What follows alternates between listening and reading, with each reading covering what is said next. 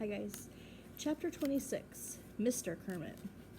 I never thought it could be like this again. Every morning as I park the cocoa nerd, good as new, or at least good as 27 years old, I can't wait to go into the classroom. There's a spring in my step. I'm practically jogging. At the first coffee pot in the teacher's lounge, I fill the toilet bowl only halfway. I don't need coffee to stay awake. I'm firing on all cylinders. As jumping Jake Terranova might say, even the name doesn't sour me the way it once did.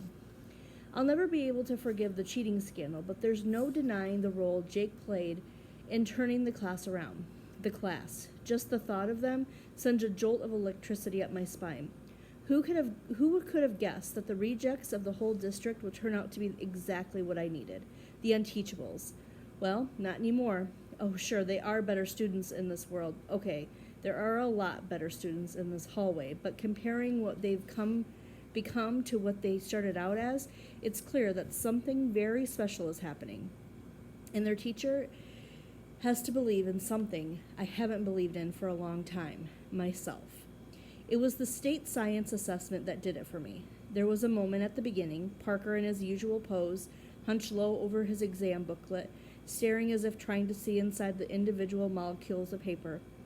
Hose hypnotist, he was mumbling, struggling to make sense of the letters on the page. Hose hypnotist. Then all those hours of reading support kicked in. Photosynthesis, he exclaimed triumphantly. I had to hold myself back from cheering out loud. Jake actually took test day off so he could be with the class to provide moral support. In reality, he was more stressed out than the students and putting everybody on edge. Eventually, I had to coax him into the hall and tell him to go back to the dealership. He protested, "But what if you bereft the speech?" He threw his arms around me. This was not something I wanted to happen. "Go," I told him, wriggling free. "Sell cars, jump through hoops."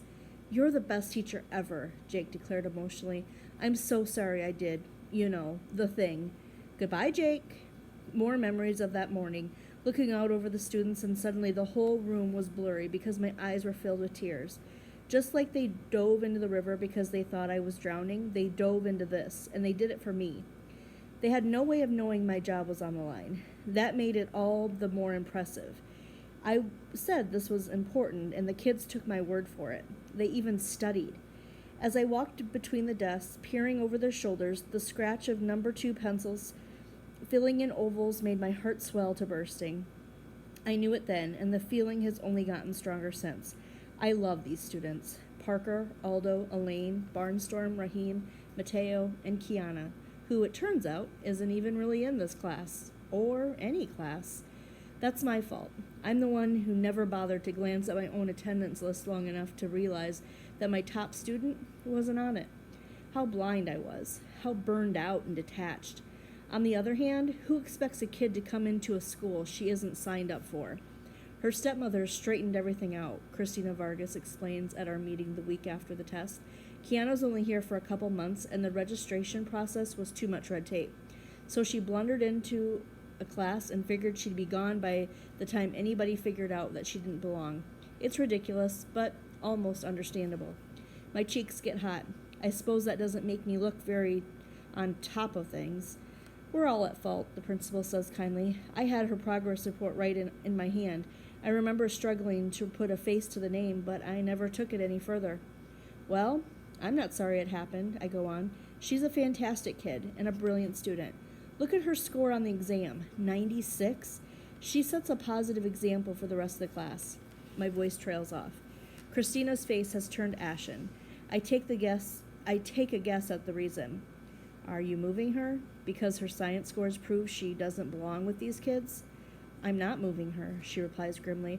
Her stepmother specifically asked that Kiana stay with you. Demanded, actually. But there's something else. I sit back waiting. Christina takes a deep breath. This is difficult, Zachary. I hate to be the person who has to give you the news. The truth is, you won't be a teacher here much longer. It comes so far out of left field that I'm shocked into silence at first, and then the light dawns. Thaddeus? The science test? The scores were good. Kiana's alone. That's just it, she tells me. You know Dr. Thaddeus wants you gone. As soon as he realized what was happening with the Robini girl, he had her result disallowed. Even without her, I insist, the others have made so much progress. Surely their grades are enough. Almost, she says sadly. Remember, Dr. Thaddeus has access to every test these kids have taken since preschool. He can cherry pick exactly the numbers he needs to make sure you can't win. It reminds me of an old saying I heard somewhere. Figures don't lie, but liars figure. Devastated, the principal removes an envelope from her desk drawer and hands it over. Dr. Thaddeus dropped it off this morning. I pleaded with him, Zachary. I pointed out how close they came to making it, even though he stacked the odds against them. I raved about how absolute zero was expected of these kids, so any proficiency at all is a credit to a remarkable teacher. He couldn't have cared less. He said even if they had fallen short a millionth of 1%, it wouldn't have changed anything. She's still talking, weeping practically, but I can't make out any of it. It's like I'm in a tunnel and the echoes are rattling around, but not quite reaching me. Fingers numb, I fumble the letter out of the envelope. Notice of termination. Attention, Kermit, Zachary. Please be advised that, pursuant to Article 12, subsection 9 of the Greenwich Teachers Association contract, your services will no longer be required as of December 22nd of the current school year. My eyes skip down the page, bouncing off terms like poor performance and unacceptable results, ineffective educator. I can't bring myself to read it all, but the message is painfully clear. This magical semester in which I turned my own life around as much as the students, was nothing but a tease. It raised my hopes, only to dash them to pieces at my feet. It restored my faith in teaching and in myself purely so the taste would all the more bitter now. I'm fired, sacked, kicked to the curb, canned, given the boot as of December 22nd. Merry Christmas. Worst of all, my career is going to end 6 months too soon for me to qualify for early retirement. Fade to black. I barely hear Christina's tearful words of sympathy as I wander out of the office. Instead of heading to room 117, I stagger through the main doors and find the parking lot. I can't face the kids, not now, when I'm still so stunned. What would I say to them? How would I explain it? I don't blame them for the superintendent's malice, but how could I ever convince them that this isn't their fault? I'll have to find those words eventually, but not today. The outside world seems different than it usually does, subdued, muffled. Somehow, my feet carry me to the Cocoa Nerd, and I climb behind the wheel. The locks haven't worked in more than a decade. The car starts in this customary cloud of burned oil.